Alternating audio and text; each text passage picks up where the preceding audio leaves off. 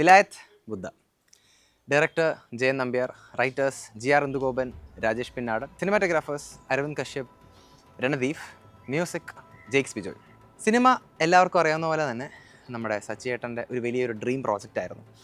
അതുകൊണ്ട് തന്നെ സിനിമയുടെ തുടക്കത്തിൽ സച്ചിയേട്ടനെ വി മിസ് യു സച്ചിയേട്ട എന്ന് പറയുന്ന ഒരു നോട്ടൊക്കെ വെച്ചുകൊണ്ടാണ് തുടങ്ങുന്നത്. ആദ്യം തന്നെ എനിക്ക് തോന്നിയിട്ടുള്ളൊരു കാര്യമുണ്ട്. അതായത് ഇപ്പം ലാലേട്ടനും മമ്മൂക്കയും സുരേഷ് ഗോപിയും ഇവർക്കൊക്കെ ചെയ്യാൻ പറ്റുന്ന കുറച്ച് കഥാപാത്രങ്ങളുണ്ട്.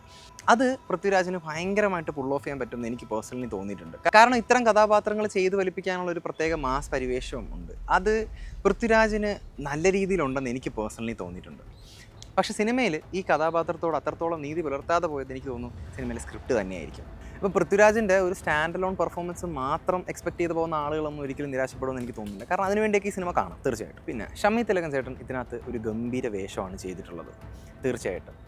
കാരണം സിനിമ കണ്ടിറങ്ങുന്ന ഓരോരുത്തരും തിലകൻ ചേട്ടനെ കണ്ടു എന്നുള്ള കമൻറ്റൊക്കെ ആയിട്ടാണ് കണ്ടിറങ്ങുന്നത്. അതൊക്കെ വലിയൊരു സംഭവമായിട്ട് എനിക്ക് തോന്നുന്നു. കാരണം സിനിമയിലെ ഒട്ടുമിക്ക സീനുകളിൽ നമുക്കും അങ്ങനെ ഒരു റിസംബ്ലൻസ് നമുക്ക് തോന്നും. പല സീനുകളും നമുക്ക് താടിയൊക്കെ നരച്ച സീനുകളിലെല്ലാം നമുക്ക് തിലകൻ ചേട്ടൻ്റെ കുറേ നമുക്ക് റിസംബ്ലൻസ് നമുക്ക് തോന്നും.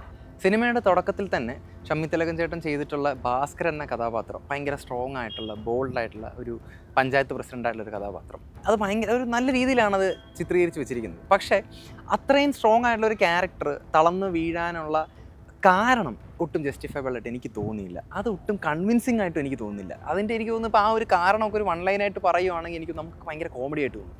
അത്രയും വേഗമായിട്ടുള്ള ഒരു വൺ ലൈന അവിടെ പ്രസൻറ്റ് ചെയ്തേക്കുന്നത് എനിക്ക് തോന്നി. ക്ലൈമാക്സോടൊക്കെ അനുബന്ധിച്ച് ഷമ്മി തിലകൻ ചേട്ടൻ ഭീകര പെർഫോമൻസാണ് നമുക്ക് കാഴ്ചവെച്ചിട്ടുള്ളത്.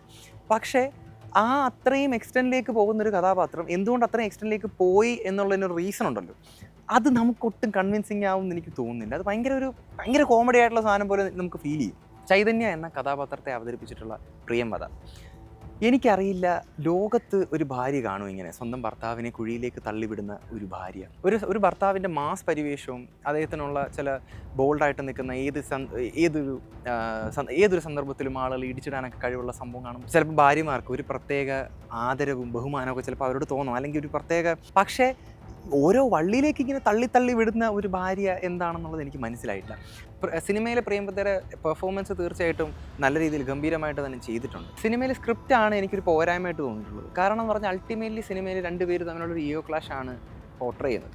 പക്ഷേ അതിനിടയിൽ ഈ ഒരു ഗ്രാമത്തിന് വേണ്ടി വഴിവെട്ടാൻ പോകുന്നു, അതിനിടയിൽ കുറേ സ്റ്റണ്ടുകളും കുറേ കാറ് ക്രാഷ് ആവുന്നു, മറിയാൻ തുടങ്ങുന്നു. പക്ഷേ അത്തരം സീനുകളുടെയൊക്കെ എത്രത്തോളം അതിൻ്റെ വാലിഡിറ്റി എന്താണെന്നുള്ളത് എനിക്ക് മനസ്സിലായിട്ടില്ല.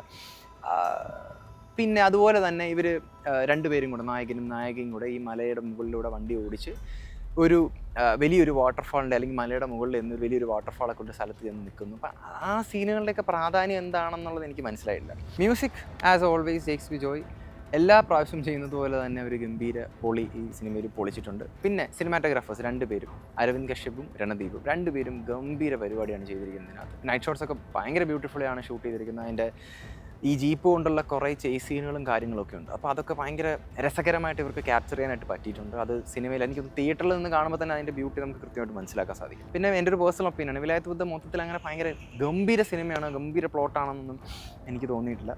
ഒരു വൺ ടൈം വാച്ചബിൾ മൂവി.